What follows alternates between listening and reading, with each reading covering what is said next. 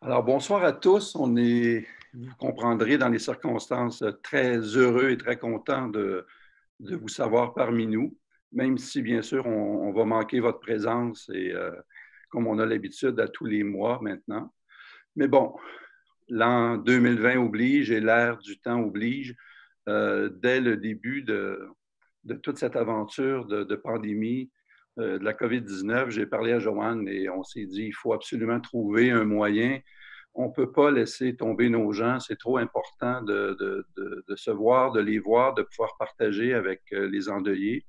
Et on a essayé rapidement de mettre en place une solution qui, on le souhaite, c'est une première pour nous et que ça fonctionne bien, vous saurez nous le dire. Alors, on est vraiment très heureux de vous savoir là. Et donc, c'est le moyen qu'on a trouvé pour vous joindre.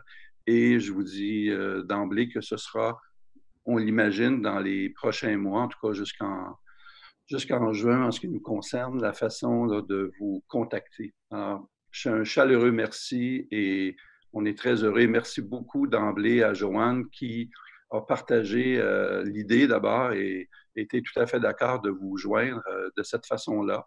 Alors, on est tout le monde un peu à distance. Joanne est dans son lieu, moi je suis dans le mien et on a une équipe de techniciens qui sont dans un lieu tiers. Alors, on souhaite que tout ça tienne la rampe. Et quelques consignes d'usage. D'abord, si vous avez à nous contacter, vous allez, quand ce sera la période de questions, Joanne va vous expliquer un peu le déroulement de la soirée.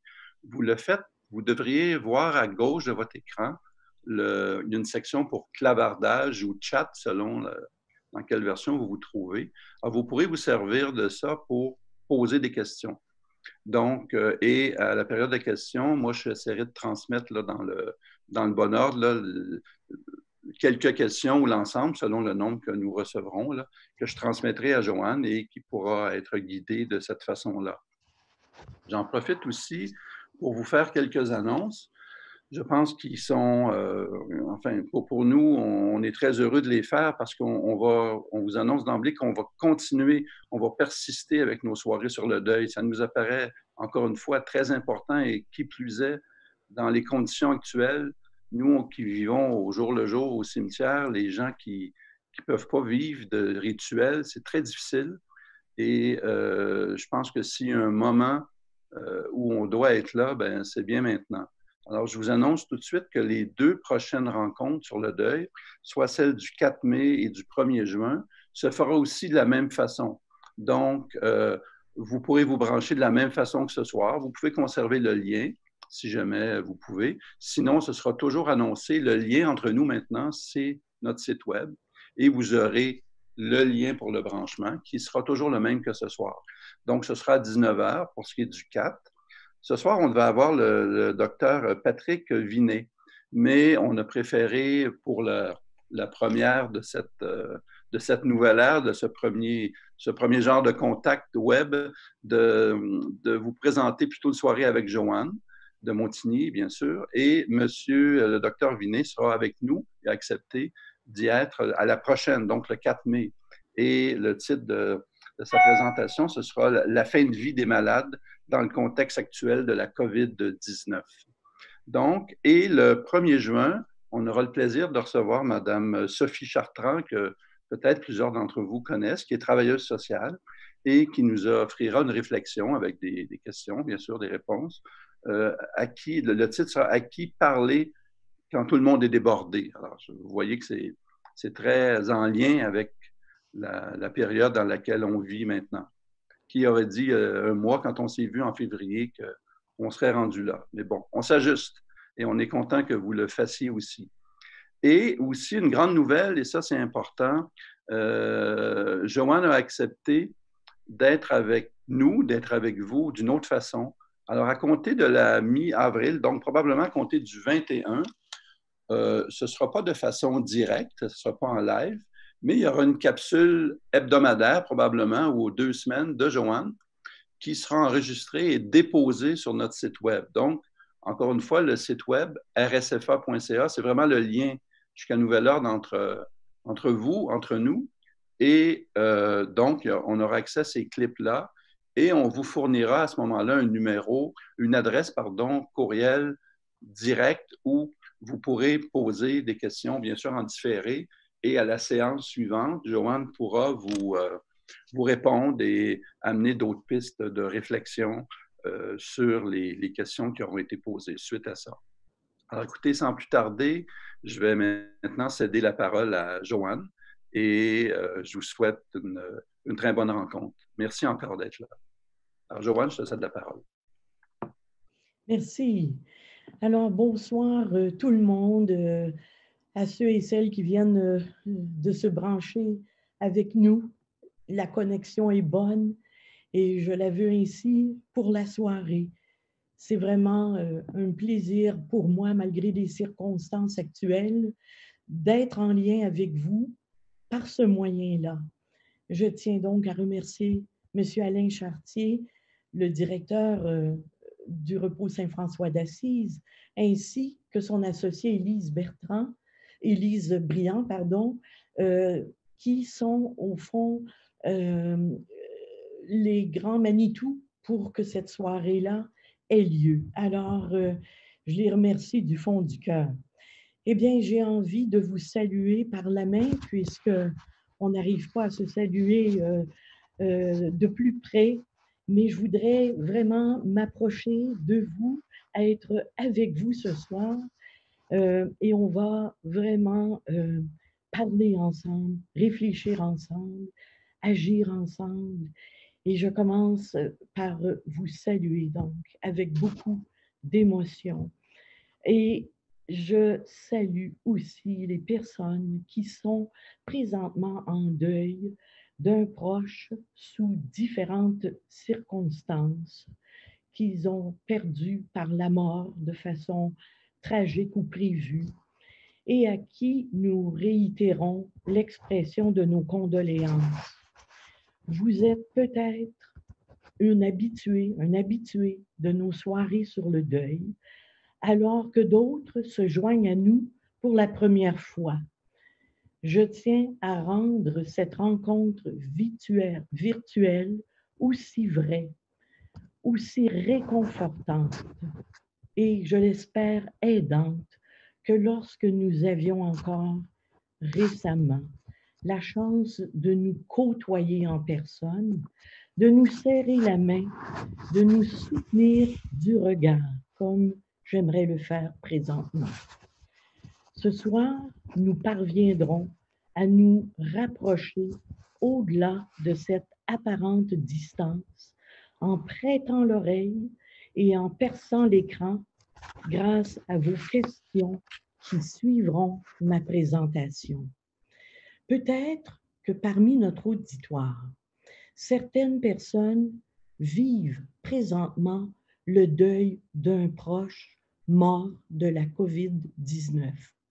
Si tel est votre cas, recevez sincèrement nos condoléances. Vous aurez l'occasion de nous en parler ou d'en témoigner au moment de la période des questions qui suivra ma présentation.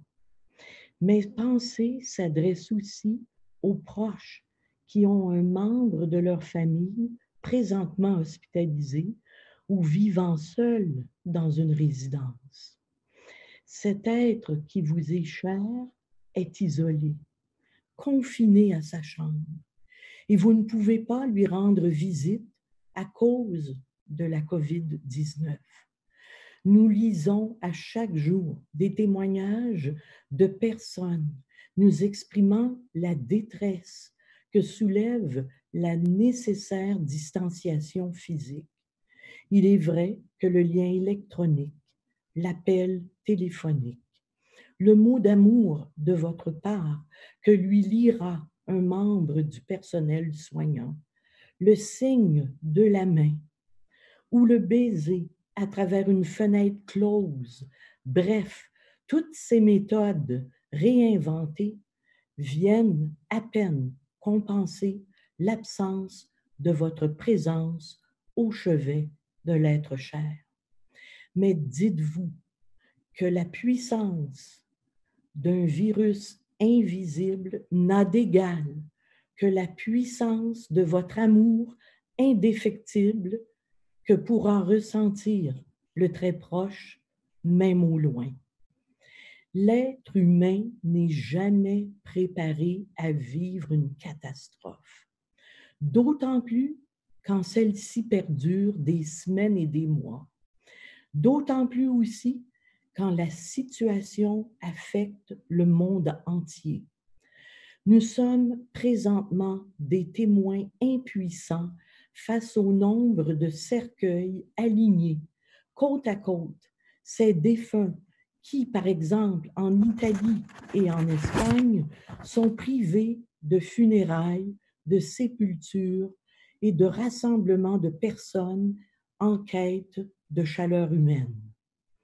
L'incertitude est donc le mot-clé qui présentement nous réunit tous par la pensée. Mais si le virus est invisible et capable de tous les ravages, considérons aussi que notre pensée parviendra à son tour à développer une force invisible pour apprivoiser le redoutable ennemi. Je parle du virus.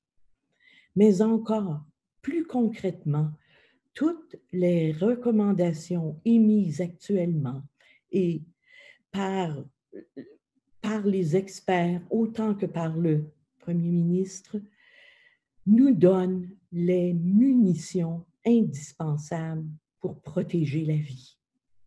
Avant la survenue du coronavirus, déjà les personnes en deuil se sentaient isolées, différentes du reste du monde qui continuait à tourner. Celle-ci nous disait, depuis la perte de mon mari, de mon enfant ou de ma mère, je ne suis plus la même. Il y a eu un avant et il y aura un après. Entre les deux, je stagne, je ne bouge pas.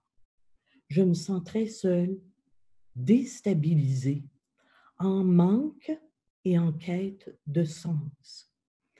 Pareils sentiments nous rejoignent tous en ce temps de confinement. Pour l'ensemble de la population, il y avait effectivement un avant et il y aura un après.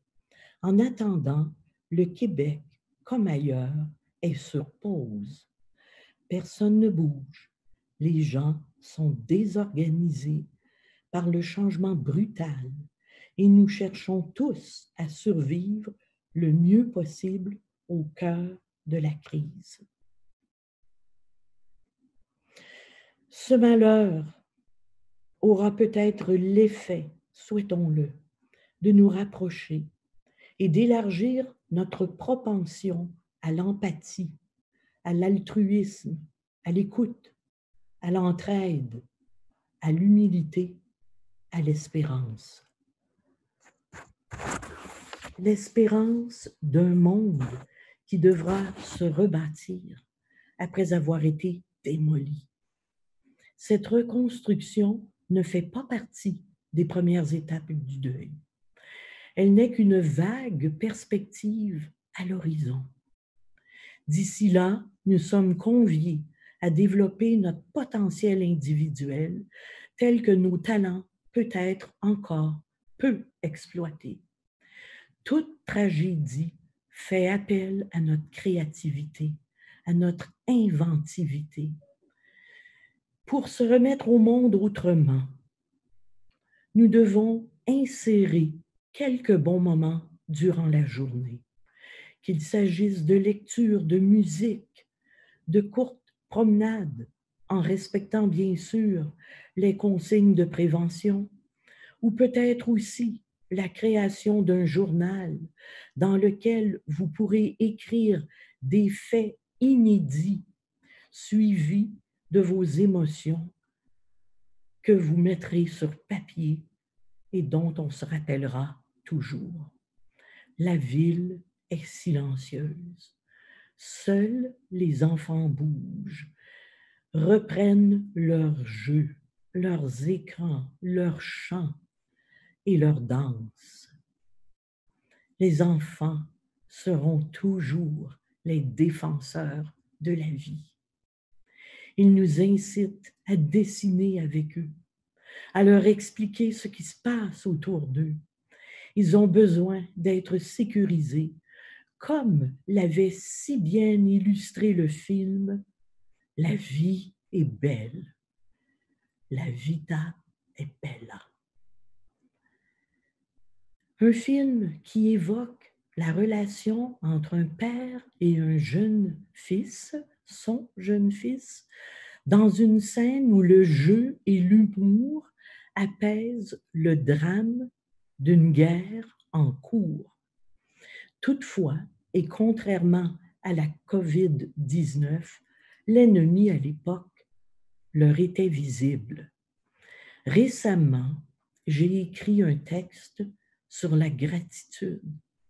Cette posture de reconnaissance est un rappel de tout ce que nous avons reçu jusqu'à maintenant, de tout le bon qui nous a été prodigué au cours de la vie. Et même en ce temps de crise, on le découvre, les gouvernements déploient tout ce qui relève de leur pouvoir afin de venir en aide aux personnes dépourvues de moyens financiers. Les banques alimentaires continuent de fournir une nourriture essentielle à la survie. Les soignants de toutes disciplines et de tous horizons demeurent, comme le Premier ministre les a qualifiés, nos anges gardiens. Je suis personnellement touchée par le courage de ceux et celles qui risquent leur propre vie pour sauver la nôtre. Impossible de ne pas mentionner la présence rassurante des pompiers, des policiers, des ambulanciers, des bénévoles, les chercheurs, les artistes, bref, toutes ces personnes qui veillent à maintenir les services essentiels et le lien en prenant certains risques pour nous, tout en se protégeant le mieux possible. Au cours de notre vie, il y aura tour à tour un aidant et un aidé, un soignant et un soigné, un chercheur et son groupe d'étudiants, un parent et son enfant, un vivant et un défunt, et un décideur capable de réflexion et d'action consécutive à la faveur de la survie d'un peuple.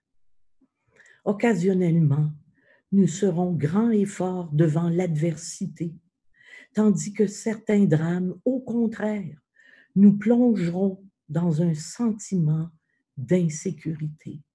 Mais il y aura toujours une main tendue là où on s'y attendait le moins. La pandémie qui présentement nous afflige met en relief l'importance et la valeur de la vie humaine. L'angoisse de mort, présentement, s'empare de chacun, à moins de se cacher derrière le déni et de braver les interdits, à moins de se considérer intouchable et invincible. Les noms de personnes connues actuellement et affectées par le virus nous éveillent à la réalité d'une menace qui plane.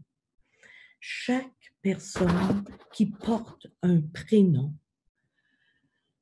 les endeuillés le savent que trop bien, parce qu'ils éprouvent d'ailleurs le besoin de nommer le prénom de l'être cher, disparu. Ils ont besoin de le nommer 100 fois par jour, à qui veut l'entendre. Ils veulent que ce nom résonne, que ce nom soit doux à l'oreille. Ils veulent le dire 100 fois, parce que 100 fois, c'est pas beaucoup pour ceux qui s'aiment. Nous rappelle cette chanson, vous vous en rappellerez aussi, et je vous invite à aller l'écouter ce soir sur YouTube. J'y suis allée juste avant de vous parler, parce qu'en écrivant les mots 100 fois je t'aime, j'ai pensé à la complainte de la manique du regretté Georges Dard. C'est beau, ça fait du bien. Et peut-être à la suite de notre lien de ce soir, nous irons tous ensemble l'écouter et on pensera à l'un, à l'autre, même si vous étiez invisible, vous étiez là et nous écouterons en chœur la chanson du regretté Georges Dard. Pour ma part, je puise actuellement mon énergie en toutes ces personnes qui, à l'occasion, sortent sur leur balcon pour chanter en chœur avec un animateur à distance dans une cour intérieure. Je me redresse aussi devant la haie d'honneur que forment les policiers en activant les gyrophares de leur voiture patrouille pour saluer les équipes qui s'affairent sans relâche à sauver des vies. Je renais à chaque fois qu'un artiste nous offre sa chanson, sa voix, sa musique, sa poésie, pour nous aider à mettre des mots sur l'impensable. Je ne veux pas m'éterniser dans cette entrée en matière, car je crois que la place vous revient tout entière. La place pour vous exprimer, pour vous sentir ce soir accompagné, écouté, et pour que vous nous racontiez ce que vous vivez, vous, présentement, avec la COVID-19. Alors, je vais terminer par un poème que l'on peut retrouver sur Internet en tapant le nom de l'auteur, Kitty O'Meara. Je vais épeler son nom. K-I-T-T-Y et son nom de famille, O majuscule apostrophe, M majuscule E-A-R-A. Il s'agit, paraît-il, d'une enseignante retraitée. Sous forme de prose, elle a écrit un poème qui s'intitule justement à cause de la COVID-19. And the people stayed home. J'ai pris le grand risque de le traduire, ce poème. Vous savez, ce n'est pas facile, la traduction. On ne fait pas du mot à mot. Mais je me suis dit que j'avais envie de vous lire tout ça en français et vous irez voir la version originale en anglais sur vos écrans un peu plus tard. Ça s'intitule aussi en français « Et les gens restèrent chez eux. Ils ont lu des livres, ils ont écouté, ils se sont reposés, ils ont fait de l'exercice, ils se sont tournés vers l'art de créer, de jouer. Ils ont appris de nouvelles façons d'être et se sont arrêtés. Ils ont écouté avec plus de profondeur. Certains ont médité, d'autres ont prié. Quelques-uns ont dansé, certains ont même rencontré leur ombre. Et les gens commencèrent à penser différemment. Et les personnes ont guéri. Puis, en l'absence de ceux et celles qui avaient tenté d'ignorer ou encore de vivre dangereusement, inconscient, sans se soucier de l'autre, la terre a commencé à guérir. Et quand la menace s'est dissipée, et que les êtres se sont enfin regroupés.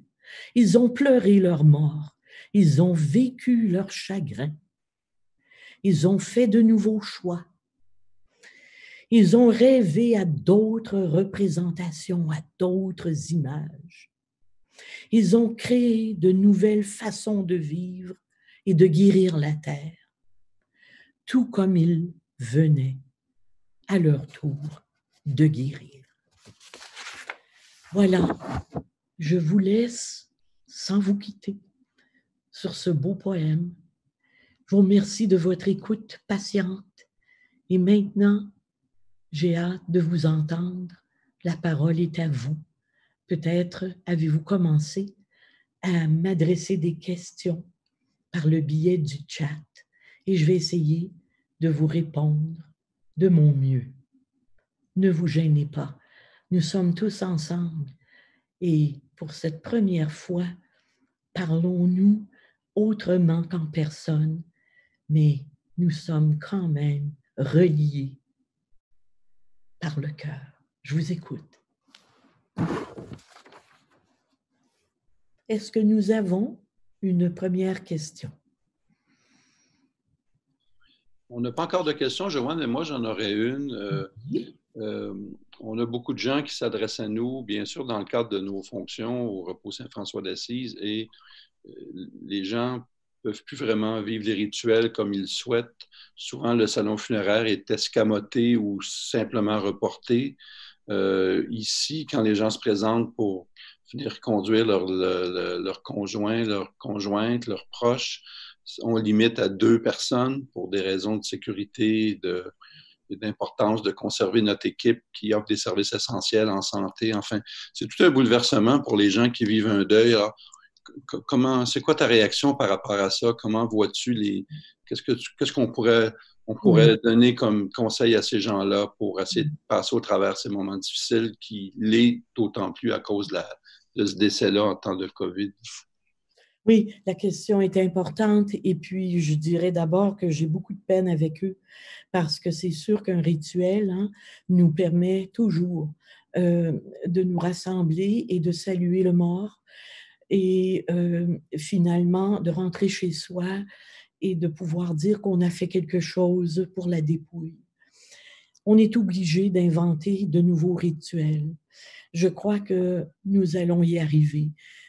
Si nous réussissons, par exemple, à passer une vidéo sur la vie du défunt et à la transmettre à nos très proches, à la regarder ensemble de quelque façon, si nous réussissons, par exemple, à écouter tout le monde ensemble un chant que le défunt adorait et qu'on l'écoute à la même heure et qu'on chante aussi avec lui au ciel, avec lui dans l'espace où on ne sait pas où il se trouve. Il se trouve dans l'espace où nous le situons. Et nous voulons le situer peut-être dans notre cœur, dans la lumière, pas loin de nous. Et c'est ça qui compte.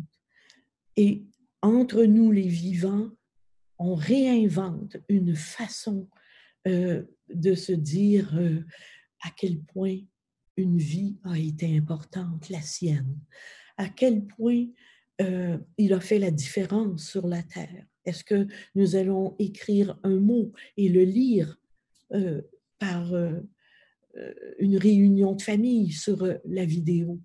Est-ce que nous allons, euh, encore une fois, jouer une pièce musicale? Et on l'a vu récemment, les personnes sont dans différentes fenêtres et pourtant toutes regroupées pour offrir à tous quelque chose d'apaisant. Alors, je crois qu'il va falloir bouger vite comme on l'a fait pour ce soir et réinventer des façons d'être ensemble. Mais il est clair que présentement, ça doit être très dur de perdre un être cher dans les circonstances aussi rapides, cruelles qu'elles le sont à cause du virus qui attaque un peu partout présentement. Joanne, on a une question. Comme psychologue, est-ce que tu crois que il y aura des effets collatéraux de cette pandémie qui pourraient avoir plus de deuil traumatique, plus de morts traumatiques, pardon. Et comment, comme soignant, comme psychologue, vous pourrez accompagner ces gens-là qui Oui, font en fait un double ou un triple deuil, en quelque sorte. oui. Je ne sais pas si on va l'appeler tout de suite le deuil traumatique, parce que j'écoutais un confrère psychologue hier qui expliquait que le deuil traumatique peut parfois être autre chose que ce que nous vivons là. Il faisait la différence en disant, en expliquant que nous sommes plongés actuellement dans un stress aigu et continu. C'est ça qui est difficile. Maintenant, je pense que le sentiment de culpabilité chez l'endeuillé, qui est déjà trop fort, merci à vivre, et que c'est bien difficile de s'en détacher de ce sentiment de culpabilité, il sera peut-être malheureusement exacerbé par notre absence auprès de celui ou de celle qui se mourait à l'hôpital et qu'on n'a pas pu accompagner par une présence en personne. Maintenant, j'ai toujours dit, et je le répète ce soir, c'est d'autant plus, je crois, important, lorsque j'enseignais, j'expliquais qu'une présence peut être aussi à distance. Elle peut aussi être par une voix, elle peut au téléphone, elle peut aussi être par une pensée tellement forte qu'on va rejoindre l'autre. Je sais que pour certaines personnes qui meurent en apparence seules, se disent parfois habitées par tous ceux et celles qui les ont aimés et qu'ils ont aimés. Autrement dit, ils s'installent à l'intérieur de leur être, les gens qui s'apprêtent à mourir seuls, ils ferment les yeux et ils voient les visages de ceux et celles qui les ont aimés et qu'ils ont aimés. Il y a des moyens de ressentir les êtres qu'on aime en pensant très fort à eux.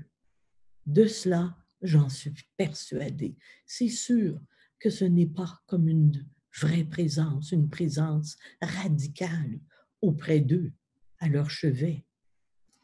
Mais je suis certaine que la finesse des mourants, la sagesse des mourants de qui j'ai tant appris, nous aide à comprendre que nous ne sommes pas loin. Nous sommes présentement ensemble et c'est pourquoi nous parlons d'eux. Nous sommes tellement avec eux présentement que nous parlons d'eux. Joanne, on nous demande comment quelqu'un s'adresse à nous en nous disant qu'elle a vécu la perte récemment de quelqu'un avec qui elle a partagé la vie depuis 30 ans. Et comment on pourrait l'aider dans le courant des choses, d'être obligé de pleurer seul, sans contact avec des proches physiques, sans lien physique, mais à un autre niveau, qui soit virtuel ou téléphonique. Et quand on est endeuillé, comment on fait pour traverser ça? Oui. Eh bien, est-ce que je vais lui répondre? Je ne voudrais pas que ce soit entendu comme banal, parce que ce n'est pas banal. Que cette personne vienne de nous appeler, ça fait que tout le monde qui vient d'écouter la question offre leur sympathie à cette dame qui vient de perdre un être cher. Nous sommes ensemble avec elle présentement. Elle a bien fait de se connecter à nous. Elle a bien fait de poser la question. Et je pense que nous allons, par ce moyen, être avec elle, à notre façon. C'est peut-être peu, mais c'est sincère. Et je voudrais dire à cette personne qu'elle pourrait écrire, comme je l'ai lu récemment dans Le Devoir, de beaux articles pour nous présenter le défunt. Vous savez, quand les gens viennent voir un psychologue, en tout cas quand on vient me voir, c'est ainsi que je reçois ce qui m'est dit, que je reçois la personne. Elle me présente celui ou celle qu'elle aimait et qui n'est plus. Je fais, grâce à la personne qui vient me voir, la rencontre du défunt. Elle me parle de lui. Et pour moi, je rencontre la personne à travers ce vivant. Et j'aimerais dire à celle qui vient de nous appeler que nous sommes avec elle dans une rencontre invisible. On n'est pas plus fou que le virus présentement, là. On est capable, nous aussi, de faire quelque chose dans l'invisible. Alors, on est avec elle et on est avec la défunte personne qu'elle aimait. Joanne, est-ce que tu penses que le deuil que certains d'entre nous vivons, c'est le cas de plusieurs de nos internautes ce soir, de nos participants, est-ce qu'un deuil qu'on vit en ce moment peut nous aider à traverser cette pandémie-là? Je vais commencer par l'inverse. Il y a des personnes qui m'ont dit que le deuil qu'elles ont vécu, voilà déjà 6 mois, 1 an, 2 ans, 3 ans, et qui fait encore tellement mal. Parce qu'un deuil, ça fait mal. Elles m'ont dit, je me sens encore plus près des personnes qui vivent actuellement le confinement, parce que comme je le disais au tout début de ma présentation, nous sommes reclus chez nous et c'est ainsi qu'une personne endeuillée se sent pendant des mois et peut-être des années. Même si elle est entourée, elle se sent brisée par l'absence de l'autre. Et c'est là que ce soir et depuis l'avènement du coronavirus, nous apprenons à nous isoler, mais nous isoler pour être encore plus ensemble et près de ceux et celles qui souffrent. Alors, je crois que les personnes présentement en deuil depuis des mois ou des années reçoivent une sorte de connexion avec les personnes qui sont confinées chez elles à cause du virus. Maintenant, est-ce que les personnes qui traversent la perte d'un être cher présentement à cause du virus vont aider peut-être à cause de à cause du soutien, je dirais, collectif qui existe présentement, à cause de l'intérêt qu'on porte présentement à tous les défunts, alors que l'endeuillé porte un intérêt vif à son défunt, à la personne que lui ou elle a perdue. Voilà que nous nous mettons à porter de l'amour et de l'intérêt et du chagrin ensemble pour tous les défunts. Alors, je crois que oui, en quelque sorte, parce que présentement, nous sommes entièrement sensibilisés à la perte, nous devenons plus conscients de la vie humaine, du prix d'une vie humaine, de l'amour dont nous sommes capables. Et il va falloir tous ensemble retrouver cet amour pour qu'il en reste entre les vivants. Je regroupe certaines questions qu'on vient de recevoir, Joanne. D'abord, au niveau collectif, au niveau sociétal, bien sûr, on s'inquiète de nos aînés, on s'inquiète suite aux images qu'on voit, beaucoup de, soit-on là qu'on ne les voit jamais d'ici, mais beaucoup en Espagne ou en Italie ou ailleurs, tous ces défunts. Alors, collectivement, on vit aussi un deuil et en même temps, à titre un peu plus personnel, plusieurs personnes s'inquiètent pour eux, pour leurs proches, pour eux beaucoup en disant « je vais peut-être mourir ». J'entends plus, je n'entends plus. Oui, est-ce que tu m'entends? Oui. Oui, alors ce que je disais, c'est que… Un proche qui dirait… Oui, Je n'entends plus. Est-ce que tu m'entends, Joanne? Oui, Oui, alors excusez-moi, je reviens. Alors, les gens nous disent au niveau sociétal, au niveau collectif, on est confrontés à la perte de gens, même si on ne les connaît pas, ou qui sont nos voisins, nos amis ou éventuellement des gens de notre entourage, mais aussi ça nous ramène à notre propre mort. Est-ce qu'on n'en mourra pas de ça, nous aussi, ou nos proches? Comment on peut, comment on peut réagir à ça? oui. Oui, je suis persuadée que nous pensons tous et toutes présentement à la menace de mourir. Nous pensons tous et toutes présentement à la menace de perdre. C'est là et ça nous bouleverse, ça nous inquiète. On est touché. Ce serait plus effrayant de ne pas être touché.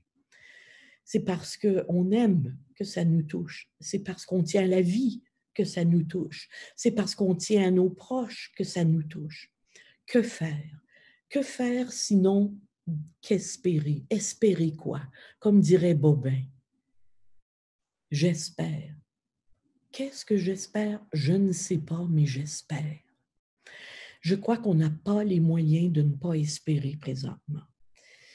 Espérer ne veut pas dire que nous allons tous vivre et survivre à ce qui se passe. Espérer veut dire qu'on a à l'intérieur de nous une force qui survient, pas au moment d'anticiper une perte, pas au moment d'avoir peur de mourir, pas au moment de craindre de perdre un proche. La force survient quand on est pris dedans.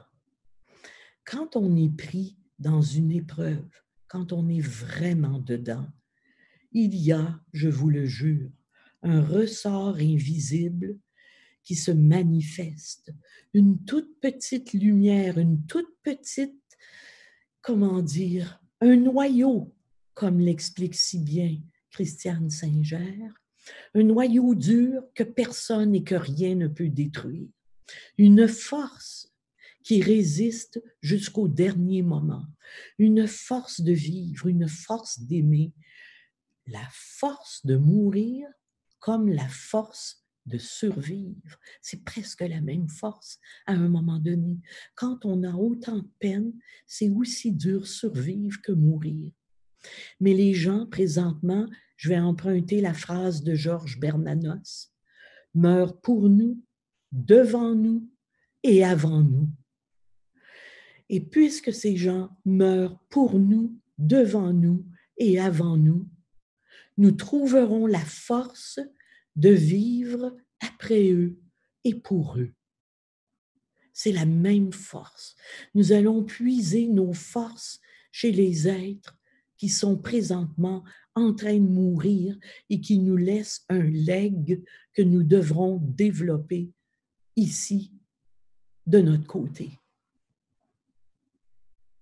Alors, Joanne, je vais en profiter juste pour répondre à une question un peu technique. Les gens nous demandent, à cause de la COVID-19, est-ce qu'on est limité au niveau du type de sépulture?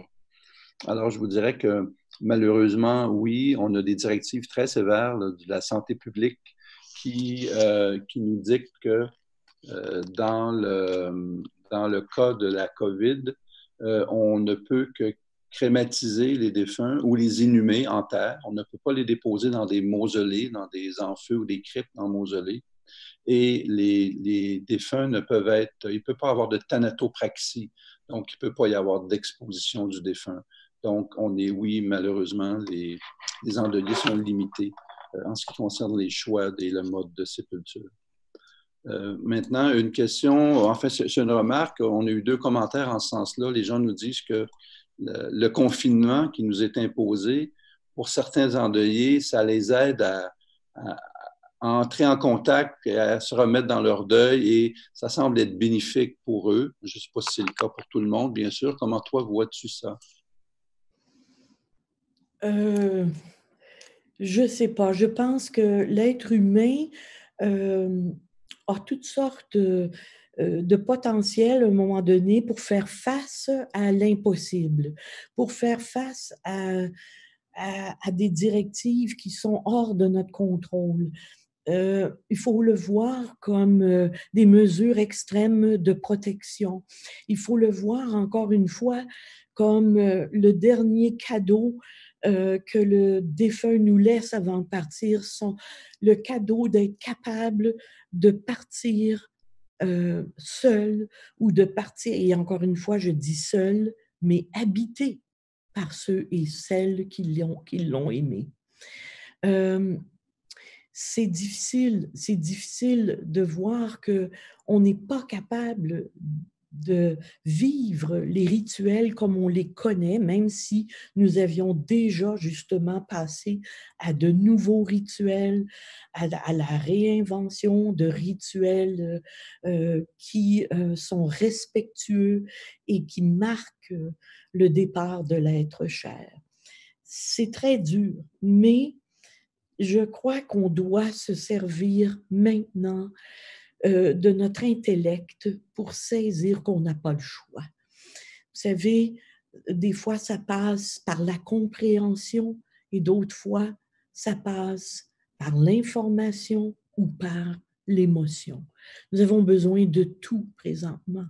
La compréhension face à l'impossible, les informations face aux limites de ce que vous pouvez faire et les émotions qui en découlent.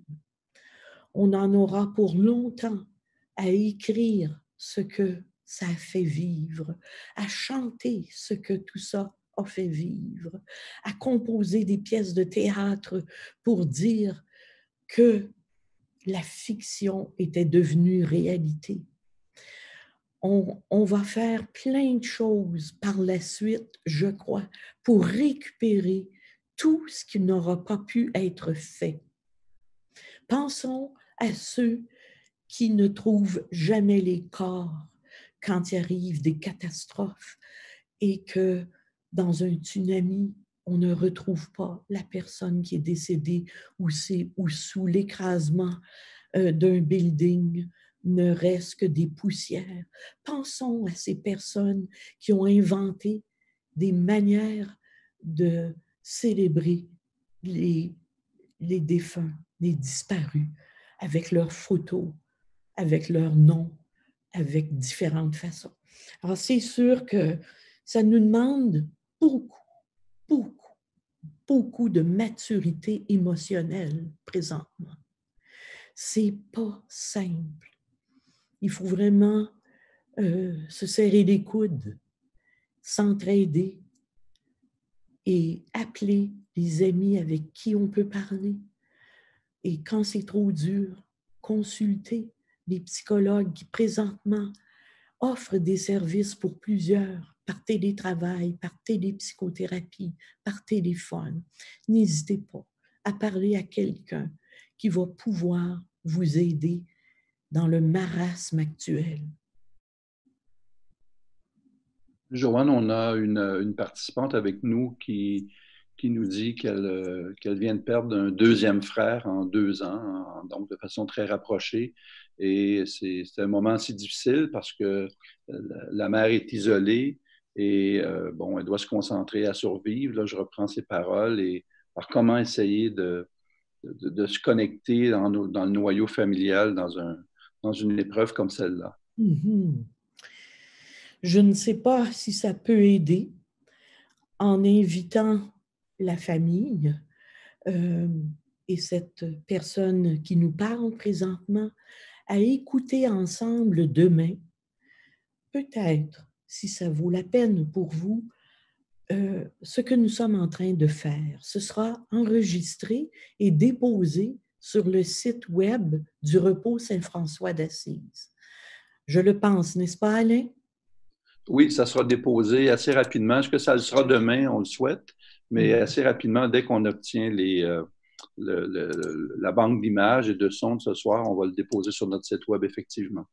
Et je déposerai mon texte. Et j'essaierai dans les jours qui viennent de peut-être communiquer une liste de livres ou une liste de références qui ferait du bien. Mais encore une fois, il y a un temps pour la souffrance et un temps pour le chagrin. On ne peut pas l'escamoter. Malheureusement, je le dis dans ces mots, c'est un peu terrible, mais je crois que les gens le comprendront. Le deuil nous fait vivre comme si on passait le bras dans le tordeur. C'est la souffrance actuelle du deuil. Madame qui vient de perdre un deuxième frère en si peu de temps. C'est atroce comme douleur. On ne peut pas lui dire, écoutez, ça va passer, écoutez, regardez autour de vous tout ce qui se passe, ça devrait vous consoler. Non, car je vais vous le dire, le pire deuil est celui que chacun vit à l'intérieur d'elle ou de lui. Le pire deuil, c'est celui qui vous fait mal. Le pire deuil, c'est la perte d'un être cher, quelle que soit la circonstance. Bien que les circonstances parfois ajoutent à la pesanteur de la perte. Alors, j'aimerais vous dire que je suis certaine qu'on va bâtir de plus en plus avec les jours à venir, dans les jours à venir, des émissions, des YouTube, des textes, toutes sortes de moyens pour nous unir, nous réunir et faire en sorte qu'on va trouver des mots de consolation. Alors, c'est mince être consolé, c'est très mince, mais c'est au moins une partie de socle sur lequel on vacille. C'est un socle présentement sur lequel on essaie de tenir. Et si nous essayons tous ensemble de construire un socle collectif pour les deuils individuels, je pense qu'on va se sentir accompagné. C'est ce que je voulais ce soir, par cette rencontre, et il y en aura d'autres. C'est comme de faire en sorte qu'on va briser l'isolement, qu'on va réunir nos deuils tous ensemble, mais aussi nos vies, nos talents, nos capacités d'échange. Et c'est ça qui va faire qu'on va, je dirais, traverser le mieux possible. Ça va être toute une traversée. On ne sait pas combien longue la traversée, mais on va essayer de s'entraider, comme on le fait ce soir. Quelqu'un voudrait que tu reviennes, Joanne, si c'est possible, sur le concept du privilège de vivre un deuil d'un proche, en fait. Donc, j'imagine que je traduis là, de l'avoir connu, donc d'être en deuil, mais en même temps d'être dans une nouvelle communication avec lui ou avec elle. Oui. Donc Oui. cette notion de privilège d'avoir connu, de vivre ce deuil-là parce qu'on a eu un lien avec le défunt. Oui. Alors, c'est sûr que quand une personne souffre, elle est portée à mettre de côté le privilège de tout ce qu'on a vécu ensemble, parce que sa souffrance est grande. Mais avec le temps et avec beaucoup, beaucoup d'efforts, parce que ça demande de l'effort, on va finir par se souvenir de ce qui a été beau chez cette personne, de l'héritage affectif qu'elle nous a laissé, de ce que nous sommes devenus à travers elle, parce que nous portons une partie des êtres qui nous ont fondés, nos parents qui nous ont créés, et toutes ces personnes qui sont mises sur notre chemin dans la vie, qui nous apprennent, qui nous enseignent, qui nous aiment, qui nous transforment et qui nous donnent. Et tous ces êtres aussi à qui nous voulons donner. Je crois que je vais citer, parce qu'elle me vient en tête, la phrase de Richard Cummings, qui a quand même écrit un beau livre à son fils décédé à l'âge de 12 ans. Le titre de son livre est beau, mais je vais commencer par le sous-titre, parce que c'est celui-là que j'ai mis dans ma poche et qui m'accompagne à tous les jours. Je vous le dis.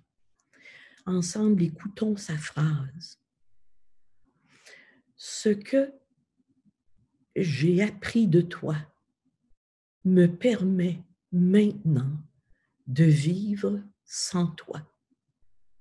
Je répète, ce que j'ai maintenant appris de toi, ou tout ce que j'ai appris de toi me permet maintenant de vivre sans toi. Cette phrase est un cadeau que Richard Cummings a puisé chez son enfant mort à l'âge de 12 ans. Un cadeau parce qu'il se souvient de toutes les années précieuses qu'il a vécues avec lui. Je pense que c'est très généreux d'aller voir ce qu'on a reçu autant que ce qu'on a perdu. Parce que ce qu'on a perdu en perdant l'autre, c'est beaucoup. Mais ce qu'on a eu en vivant avec l'autre et ce que nous sommes devenus sera éventuellement pour vous, pour chaque endeuillé, supérieur.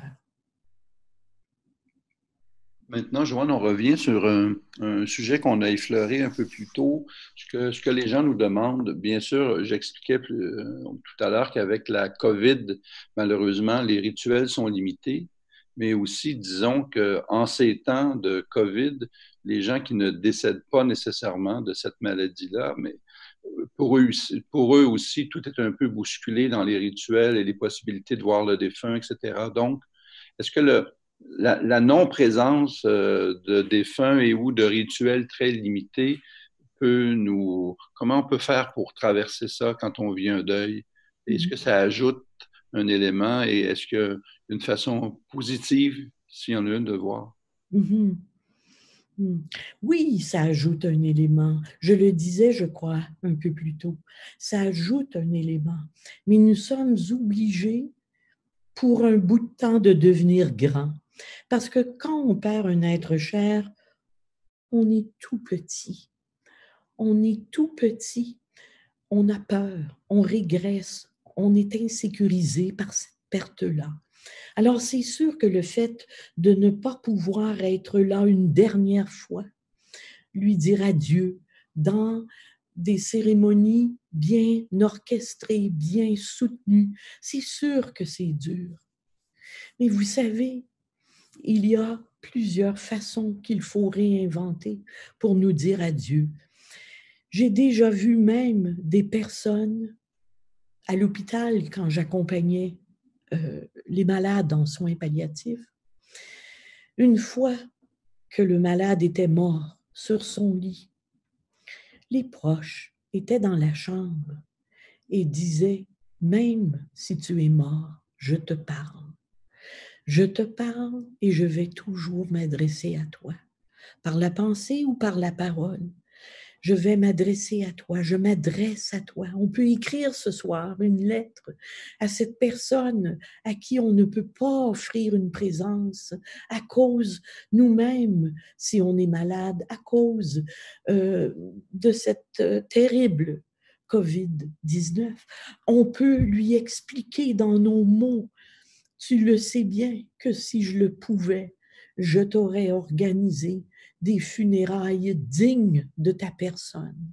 Mais ce soir, tu es dans mon cœur et mon cœur sans dimanche et veut être digne pour toi. Je te le dis, tu as été formidable, je te l'écris, je te le répéterai jamais assez. Je t'aime. Et je vais écrire à plusieurs personnes qui me connaissent qui tu as été pour moi. L'écriture, c'est prouvé en psychologie que ça aide énormément à surmonter la perte. C'est un rituel, l'écriture. Vous pouvez vous installer devant le pupitre et écrire une lettre à l'être que vous ne verrez plus. Et dites-lui tout ce que vous pensez. Faites circuler cette lettre à vos amis, à vos proches. Et quelqu'un peut même la lire sur une clip vidéo. Peu importe, il va falloir réinventer pour un bon petit bout de temps nos façons de nous dire adieu. Quelqu'un nous partage avec nous, Joanne, que ça fait 1 an qu'elle a perdu ses parents cette semaine et que quelquefois elle a l'impression un peu de régresser dans son travail de deuil. Qu'est-ce qu'on pourrait lui donner comme Oui. information, comme soutien? J'ai envie de lui dire qu'un an, pour reprendre les paroles de Georges Dard, un an, c'est pas beaucoup pour ceux qui s'aiment. C'est récent, un deuil d'1 an. Et une année marque l'anniversaire de la perte. C'est pas un anniversaire heureux, mais c'est une date que l'on a tatouée sur la peau du cœur. Alors, c'est sûr que quand approche la date de la perte, on se souvient tellement de tout ce qui a précédé l'année d'avant. Là où on était, par exemple, le 6 avril 2019. On se rappelle de tout cela. C'est clair dans la mémoire après une année de la perte. Maintenant, avec tout ce qui se passe, bien sûr, ça ravive cette perte. Dans le deuil, on ne recule pas.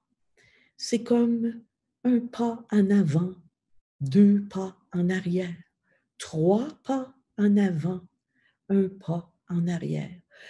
On fluctue avec le processus du deuil. On oscille entre le grand chagrin et les moments de répit. C'est dur un deuil.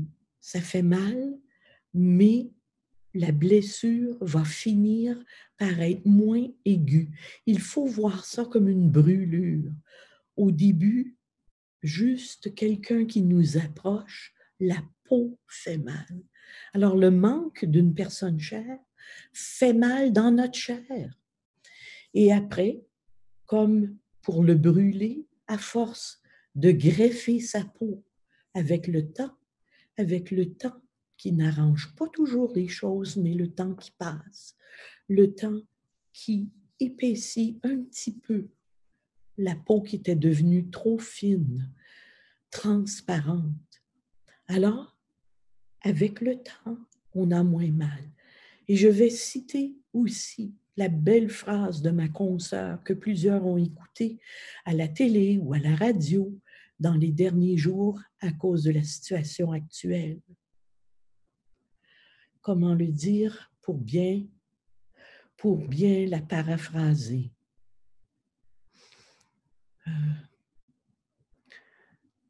La perte est permanente, mais pas la souffrance. La souffrance va s'atténuer. Le sentiment de perte va toujours être là, mais la souffrance ne pourra jamais être aussi aiguë que vous la vivez par secousses, les secousses du deuil. Oh, que c'est quelque chose. Joanne, une de nos participantes ce soir, nous transmet qu'elle a perdu son conjoint très récemment, il y a 10 jours en fait, et elle a une impression encore très présente d'irréalité. Comment pourrais-tu l'aider? Alors, avant de l'aider, me traverse à l'esprit l'idée que je n'ai pas nommé ma consoeur qui a dit ou écrit cette si belle phrase, Pascal Brion. Alors voilà, je ne voudrais pas avoir oublié de la nommer. Je vais répondre à cette personne. Elle est récemment endeuillée, n'est-ce pas, Alain? Très récemment. Oui, 10 jours. Bon, comme à elle et à toutes celles qui nous parlent ce soir, j'espère que vous recevez nos condoléances. Elles sont sincères parce que nous sommes avec vous. Maintenant, c'est vrai, le sentiment, c'est curieux à dire comme cela, c'est vrai, le sentiment d'irréel. C'est trop fort pour intégrer la mort rapidement. C'est trop fort. C'est mystérieux. Ça se peut pas. Une personne qu'on a tant aimée, qui était là bien vivante il n'y a pas si longtemps, qui nous a parlé, qui nous a embrassés, qui nous a salués. Ça se peut pas. Ça se peut pas. Elle est morte. Comment croire à cette vérité? Alors au début, que voulez-vous?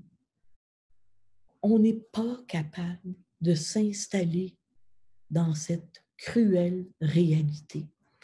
Alors, on se distancie, on se dissocie de cette perte vive. Et on se dit, ben peut-être que j'ai rêvé, peut-être que j'ai imaginé, peut-être qu'il va revenir, peut-être qu'il va venir me saluer, peut-être. Et c'est pas fou, ça fait partie de la traversée du deuil. On espère, on l'attend, on l'attend. Je l'attends, dirait le poète, je t'attends encore. Même le poète Christian Bobin le dirait ainsi. Tu étais vivante et déjà tu me manquais. Tu étais là, près de moi, et déjà tu me manquais. Comment le dire avec plus de poésie dans la mort? Il est parti, il n'est plus là, et tu me manqueras pour toujours. Mais on peut dire qu'avec le temps, et j'insiste, on est capable,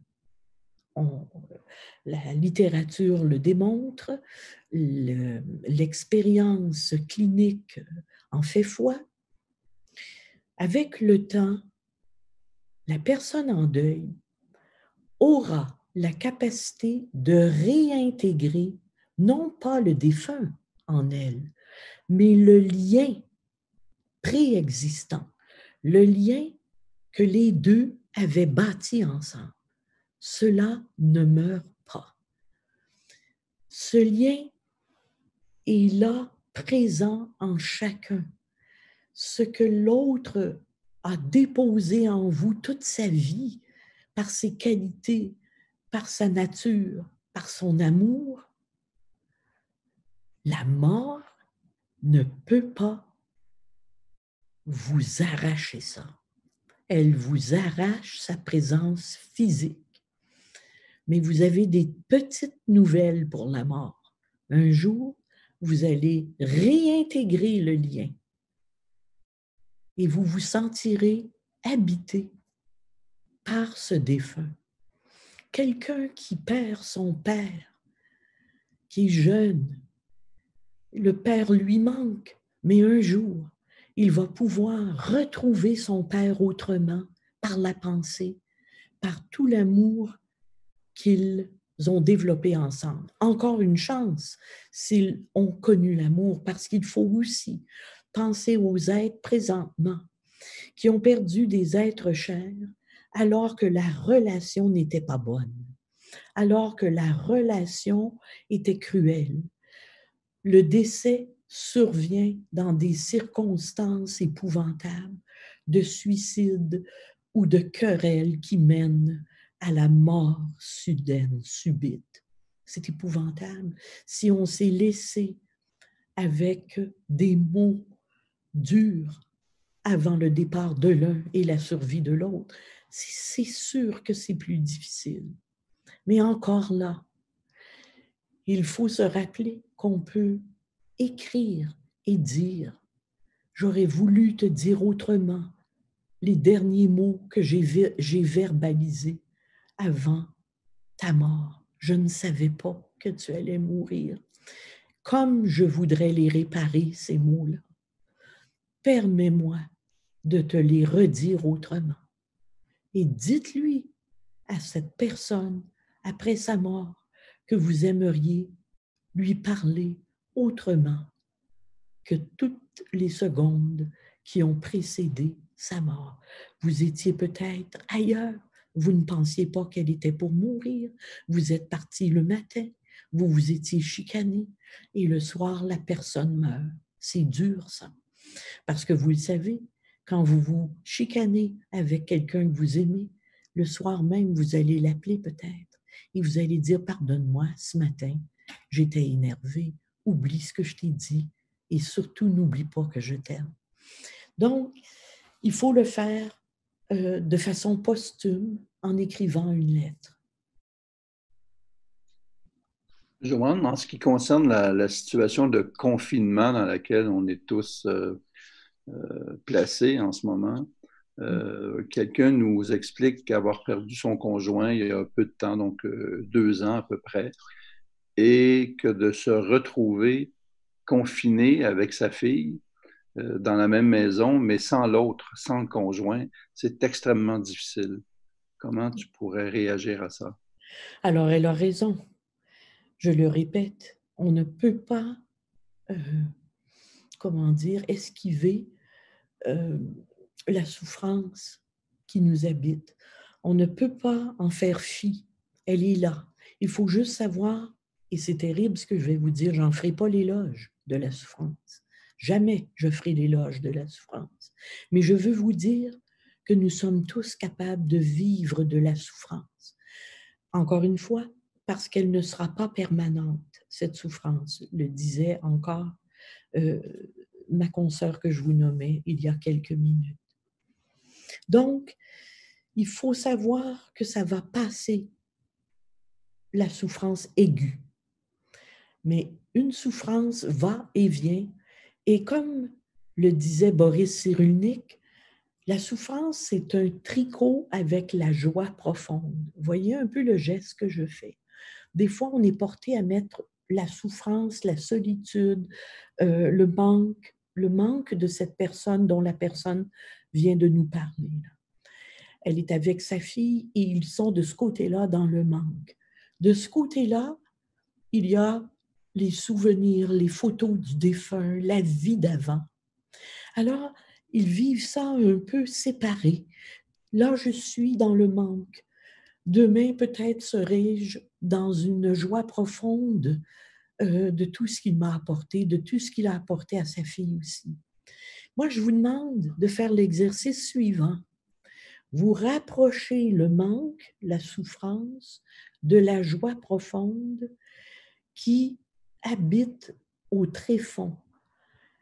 La joie profonde des individus se trouve sous les débris du deuil. Essayez d'imaginer que sous les débris de votre être à l'intérieur, donc les débris du deuil qui remontent à la surface, eh bien, sous ces débris-là, il y a une lumière. Et c'est la lumière de la vie et de la joie profonde et de l'amour que vous avez eu pour la personne qui est disparue. Alors, ramenez votre peine avec votre joie profonde.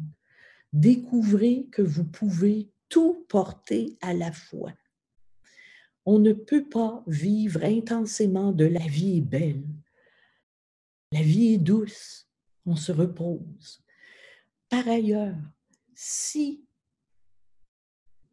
l'étang d'eau devient un peu plus tourmenté et que vous devez plonger à l'intérieur pour essayer de remonter à la surface, vous allez toucher au fond de l'eau à un trésor qui va vous permettre de remonter à la surface de votre être. Eh bien, c'est comme ça pour la joie profonde. C'est la souffrance qui nous y oblige à plonger dedans. On n'y a pas toujours accès. Ce n'est pas dans le bonheur qu'on visite le plus profond de notre être. Le bonheur nous aide à rire, à sourire, à danser, à chanter. Et là, j'en fais l'éloge. Je fais l'éloge du bonheur. Mais je m'incline devant la joie profonde qui est différente des petits bonheurs qui nous habitent au jour le jour et que cette joie ne nous lâchera pas. Elle va nous donner la force de traverser. Joanne, on est confronté presque à la minute près avec tous ces canaux de nouvelles en direct et d'Internet. On est confronté constamment à des images difficiles, à des images dures en cette période de COVID qui nous viennent d'un peu partout dans le monde, ou même plus près de chez nous, aux États-Unis ou ailleurs. Tous ces morts, ces gens qui sont désespérés. Et comment on peut collectivement, et qui plus est pour ceux qui vivent déjà un deuil, se sortir de ça? Il Oui. faut arrêter d'écouter les nouvelles. En fait, mes consoeurs et confrères le disaient aussi et je me rallie à toutes les personnes qui ont vraiment suggéré d'écouter les nouvelles au bon moment de la journée.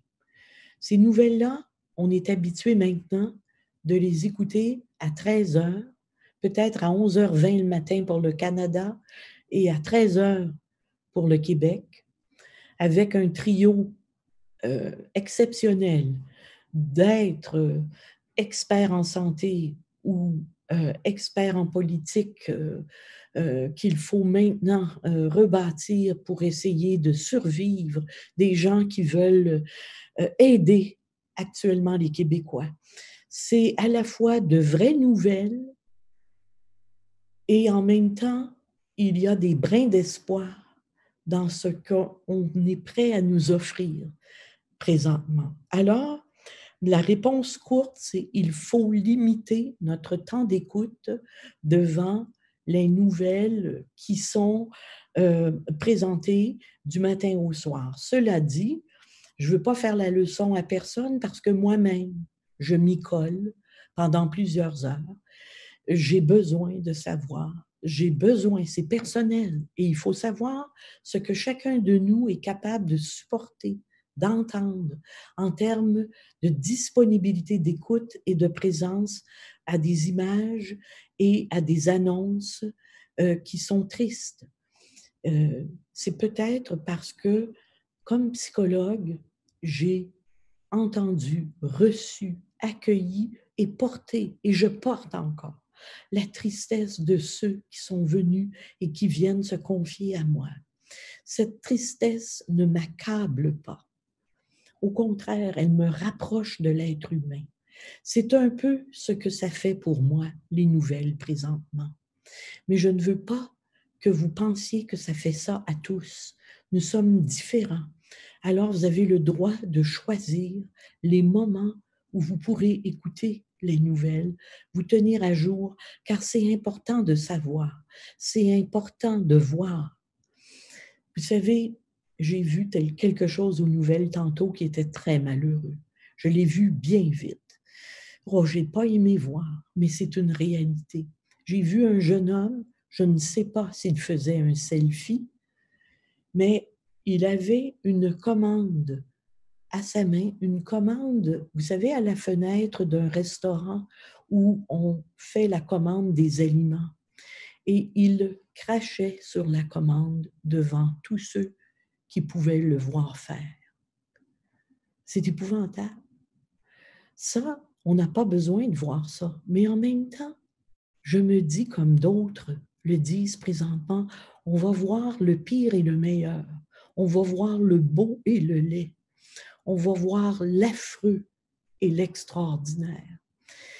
Est-ce qu'on veut se cacher de l'affreux et voir l'extraordinaire? Je ne sais pas.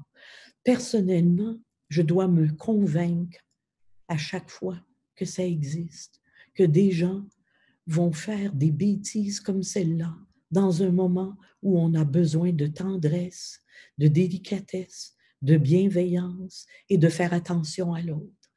Alors, tout ça pour répondre qu'on doit choisir nos activités dans la journée. Je crois que la beauté est quelque chose qui guérit. C'est vaste, la beauté du monde, la beauté d'une toile, la beauté d'une chanson, la beauté d'un enfant, la beauté d'une musique, la beauté d'un silence, la beauté d'un être cher, la beauté de la nature. Il y a tant de beauté qui nous entoure. Il faut aussi faire le silence et le plein devant la beauté qui encore nous entoure. Aujourd'hui, le soleil était tellement beau. Je suis présentement dans une tranche d'âge trop jeune pour sortir. Donc, je dois rester à la maison. Mais d'avoir vu le soleil réchauffer ma demeure, le soleil traverser les fenêtres, j'en étais réchauffée. Il faut trouver la beauté là où elle est. Un petit conseil technique à nos participants ce soir, c'est certains nous disent perdre le contact ou l'image quelquefois, mais le chat demeure ouvert. Alors, ce que nos techniciens nous disent, c'est qu'il faut rafraîchir la lecture de l'écran et vous allez nous retrouver. Donc, désolé, mais c'est une technicalité du web. J'aime beaucoup le mot rafraîchir l'écran, mais j'imagine que ça ne veut pas dire verser mon eau sur l'écran. Si c'est possible, parce que là, on risquerait de perdre complètement. Là, Comment on fait ça? les fils ne se toucheraient plus ou trop. Donc, Joanne, est-ce qu'on... Comment on fait pour rafraîchir l'écran?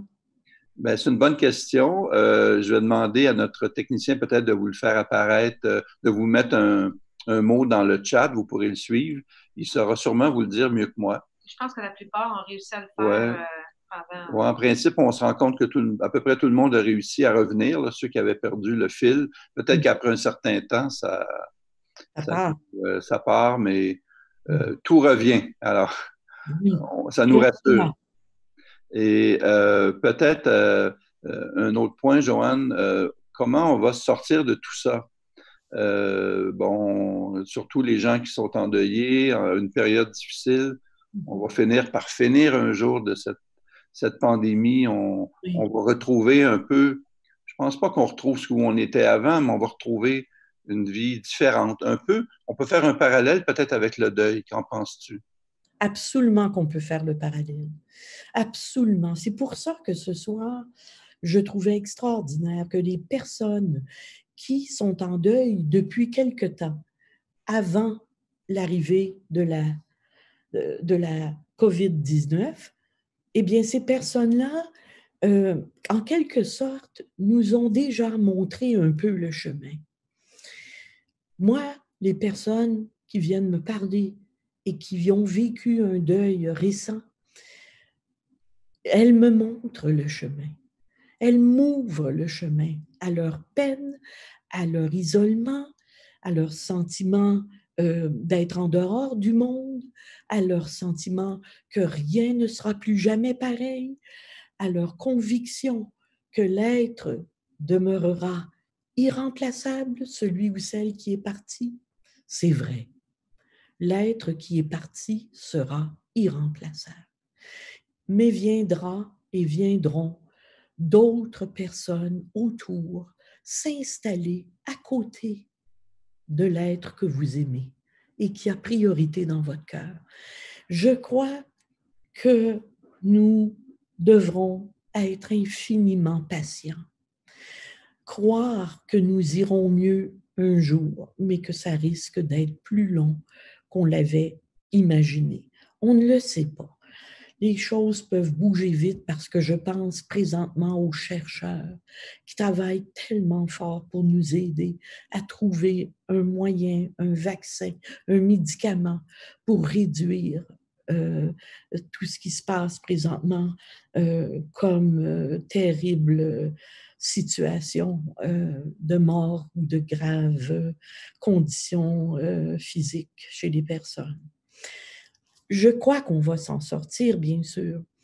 Une auteure avait déjà dit, pour sortir du deuil, il faut d'abord y entrer. Et nous sommes présentement tous dans cette porte d'entrée du deuil. Nous venons ensemble de franchir quelques pas dans le deuil. Nous sommes dans l'incertitude. Nous ne savons pas ce que nous deviendrons. Et oui, Alain, tu as raison, le parallèle est fort avec ceux et celles qui sont en deuil parce qu'ils ont ou sont encore, eux, dans l'incertitude par rapport à leur avenir. Comment ils vont rebâtir leur chemin? Mais on se reconstruit, je vous le jure. On est capable vraiment de se lever du sol, vaciller, tomber plusieurs fois, se reprendre comme l'enfant qui apprend à marcher, qui tombe encore et qui pleure et qui essaie de vivre par lui-même, qui essaie de respirer par lui-même. Nous sommes vraiment en train de réapprendre la vie, de réapprendre à respirer, d'autant que ce virus vient bloquer le respire. Il vient mettre le trouble dans le souffle de vie. C'est ça qui est terrible aussi. Moi, je me dis que nous devrions faire des exercices de respiration ensemble. Puis de se dire, mon Dieu, je ne veux pas voir ce virus s'installer en moi et couper le souffle de vie, le souffle de ma vie. Alors, on fait beaucoup d'efforts pour rester prudent, tout le monde. Mais, comme dans le cancer, comme dans les accidents d'auto, comprenez-vous pourquoi on sort d'une auto qui a été fracassée sur un mur et que 4 personnes étaient dans ce véhicule? Il y en aura une personne décédée, l'autre aux soins intensifs, gravement blessée, l'autre avec des cassures mineures et l'autre sera intacte. C'est impensable. Comment on se sort physiquement et moralement peut-être, ou psychologiquement surtout, d'un accident grave tout en étant intact? Eh bien, si notre physique peut être intacte ou sortir d'une voiture écrapoutie, il est clair que certains parmi nous seront peut-être mieux équipés pour aider ceux qui resteront blessés de tout ce qui s'est passé. Je le disais dans mon texte, il y aura toujours sur notre chemin un aidant et un aidé. Un temps pour être aidé et un temps pour aider. Alors, c'est sûr que ça va demander de la patience, de la générosité, de l'entraide, du courage, de l'inventivité, des ressources insoupçonnées à l'intérieur de nous et autour de nous. Ça va nous prendre peut-être des mois à repenser la vie autrement. J'entendais Hubert Reeves dire aujourd'hui, dans une entrevue à la télé, que nous reviendrons probablement à une terre que l'on pourra cultiver autrement chez nous. On reviendra à nos produits. On voit déjà qu'avec le panier bleu que le gouvernement est en train d'instaurer, on pourra encourager ceux et celles qui font pousser les fruits, les légumes, ceux et celles qui nous nourrissent. On va probablement se rapprocher de tous ceux et celles qui, à leur façon, prennent soin de nous ici, dans le Québec. C'est comme ça qu'il va falloir survivre pour le moment. Et plus tard, et maintenant nous le sommes d'ailleurs, connectés avec l'univers par l'écran pour nous montrer avec stupeur ce qui se passe ailleurs. Je voudrais rajouter que lorsque nous voyons les images en Italie et en Espagne, personnellement, je pleure. Parce que je crois qu'il faut pleurer nos morts. Je crois qu'il faut libérer nos émotions. Je crois qu'il faut se réunir ensemble par l'écran, et c'est un rituel maintenant, autour de tous ces défunts que l'on voit dans les cercueils alignés côte à côte. Moi, je pleure les défunts que je ne connaissais pas et je pleure les défunts qui portera un nom qui me sont familiers dans les prochaines semaines. J'en suis malheureusement persuadée. Alors, ce que tu dis, Joanne, c'est tout à fait vrai. Bon, ça me rajeunira pas tout ce que je vais te dire là, mais après au-delà de 35, plus proche de 40 ans dans le domaine des services commémoratifs et des services funéraires. Donc, ma vie professionnelle aurait été là. Je ne m'habitue pas à voir ces images-là. Bien sûr, c'est des images qui sont dures et nous, quotidiennement, on y est confrontés, évidemment. Donc, on ne s'habitue pas et je pense que, en tout cas, c'est vrai pour moi, la journée où je m'y habituerai, ben, je changerai de domaine. Je ne serai plus là parce qu'on ne veut pas s'habituer à ça. Je voudrais dire aussi, préciser que un lien comme ce soir, c'est privilégié et on est content d'y avoir participé. Et grâce à Joanne aussi, qui, bien sûr, anime tout ça. Et je voulais vous dire que le repos Saint-François d'Assise va garder une présence avec les endeuillés, avec vous. Il n'est pas question que parce qu'on ne se voit pas, on aimerait mieux vous voir directement, mais on va garder ce lien web, comme je vous disais au début, et vous pouvez compter sur nous, ce qu'on peut faire pour vous aider, faire le temps soit peu qu'on peut faire, on va le faire. Et en tout temps, Joanne va être avec nous, va être avec vous et on est là. Donc, je pense que le web est un bon moyen et on est content d'initier ça ce soir avec tout le monde. On est près de 100 personnes qui ont participé depuis 19 heures. Là, donc, et ça se passe relativement bien. Et les gens nous rappellent, nous reviennent sur la belle phrase que tu nous as, la citation là, de M. Cummings que tu as dite, qui est très vrai, effectivement. Et bien sûr, on souligne que j'ai trouvé un beau mot qui vient de passer où les gens nous disent après la tempête, pardon, le calme arrivera. Donc, on reviendra à un autre temps, une autre façon là, de vivre, le moins tempestif. Donc, on a bien hâte et on y sera aussi. Ah oui, et moi, je veux rajouter aussi que il faut maintenant aussi, tout en étant altruiste et généreux pour l'autre, apprendre à compter sur soi, apprendre à se faire confiance, se responsabiliser. Moi, ça m'aide d'avoir des directives comme on les reçoit à tous les jours de nos 3 experts à la télé.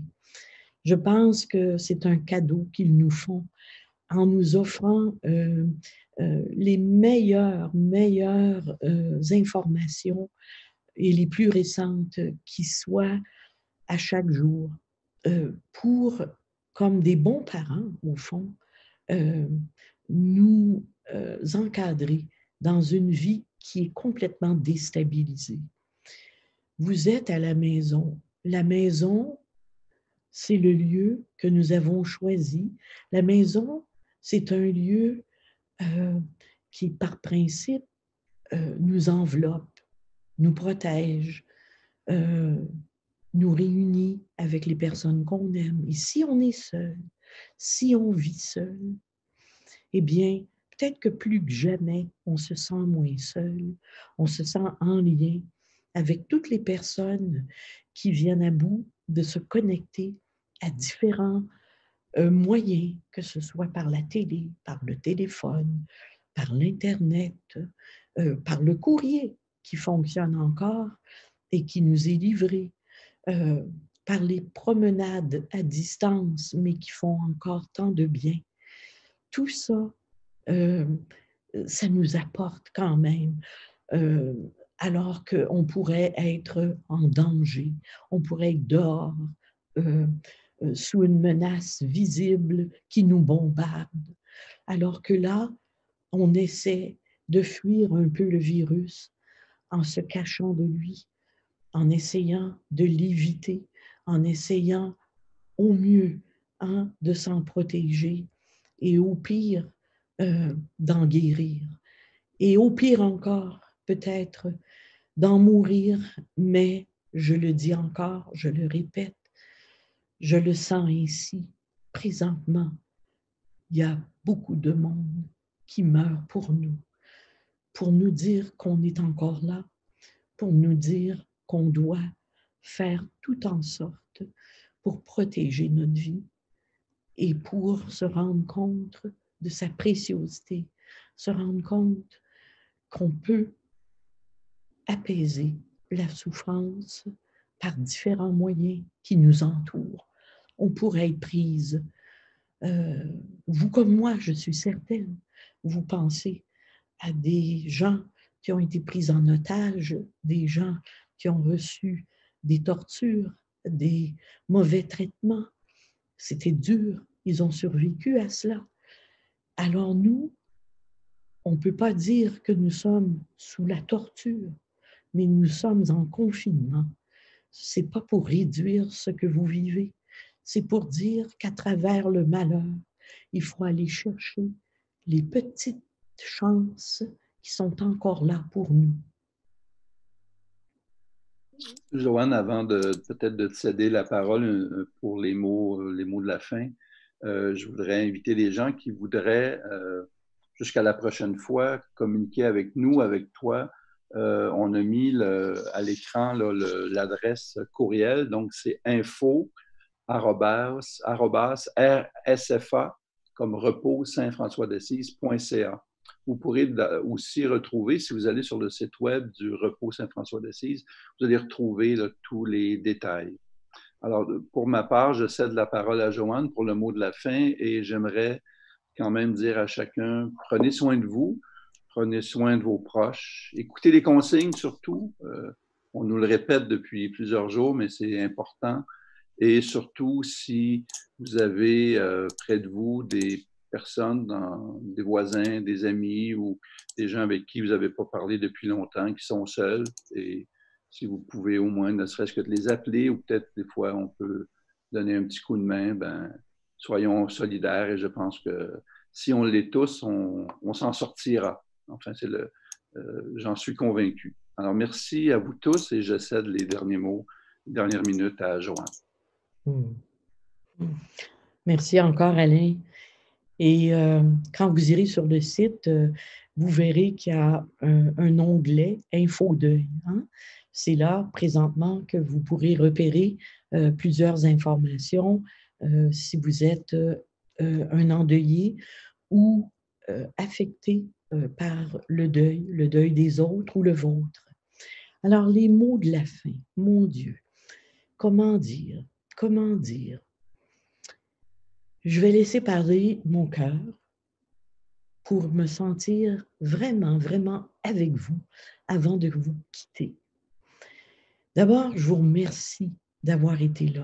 Sincèrement, merci. Je sais que vous êtes à la maison et que nous sommes, par définition, séparés. Mais je vous ai vu toute la soirée comme si vous étiez devant moi dans une salle réunis sous le sigle de l'intimité de l'être. Nous avons eu l'occasion d'aller au fond de nous, dans l'intimité de la confidence de vos êtres, de mon être. Et personnellement, ce qui me tient en vie, c'est la relation humaine. La relation humaine, pour moi, c'est ce qui compte le plus au monde. Cette faculté d'être ensemble, de s'entraider, de participer à des projets communs, cette faculté de nous développer grâce à l'autre, grâce au regard de l'autre, grâce à tout ce qui nous est enseigné, montré, donné, offert. C'est extraordinaire. Elle n'est pas facile, la vie. Elle est cruelle. Malgré tout, je l'aime encore. C'est fou, mais je l'aime encore. Je l'aime même si je suis proche témoin de tant de personnes qui ont été éprouvées, qui ont été brisées, qui ont perdu des enfants, qui ont perdu des êtres chers, qui ont perdu rapidement alors qu'ils étaient en pleine forme à côté de l'autre et que l'autre est parti sans crier gare. Je pense à toutes ces personnes qui portent une épreuve. Si vous aviez comme moi la chance d'entendre l'intériorité d'une personne, c'est incroyable. Tout ce qu'elle nous donne à découvrir, c'est incroyable. L'envers d'une personne, l'intérieur, l'envers de son corps, son âme à l'intérieur, ça bat à côté du cœur. C'est vraiment quelque chose à entendre en chacun. La peine, le courage, l'espérance, la foi, la capacité d'être seul, la capacité d'être en relation. Nous sommes des êtres de relation et nous devons aussi développer la capacité d'être seul. C'est parce que nous avons connu une relation, je vous le souhaite, qui a été bonne, que nous pouvons vivre seuls. Nous sommes seuls parce que nous avons été en relation. Si la relation n'a pas été bonne, c'est sûr que d'être seul, c'est encore plus difficile. Mais ce soir, vous vous êtes ralliés à nous et c'est ce qui compte, ce ralliement, cette façon de trouver des moyens inusités, des moyens nouveaux, originaux pour être ensemble. Alors, je voudrais vous saluer. Je vais dire comme une amie me disait, j'aimais cette phrase, je te laisse, mais je ne quitte pas, je ne te quitte pas. C'est beau. Je te laisse, mais je ne vous quitte pas. Je vous laisse, mais je ne vous quitte pas. C'est aussi ce que le défunt, avant de mourir, l'être que vous aimiez, a sûrement prononcé dans son cœur. Je dois partir, je dois mourir, mais je ne te quitte pas. Je ne te quitterai pas. J'ai envie de vous laisser sur ces mots pour que nous soyons liés ensemble. Je vous souhaite une soirée douce, une soirée de détente, une soirée où vous allez retenir ce qui vous a aidé, je l'espère, et que vous allez nous revenir, par exemple, le 4 juin prochain, le 4 mai prochain, et puis qu'on pourra continuer à réfléchir tout le monde ensemble grâce à la présence, cette fois, de Dr. Vinet. Alors, j'ai envie de faire comme les proches présentement le font au pied de la fenêtre de ceux et celles qui souffrent. Bonne nuit.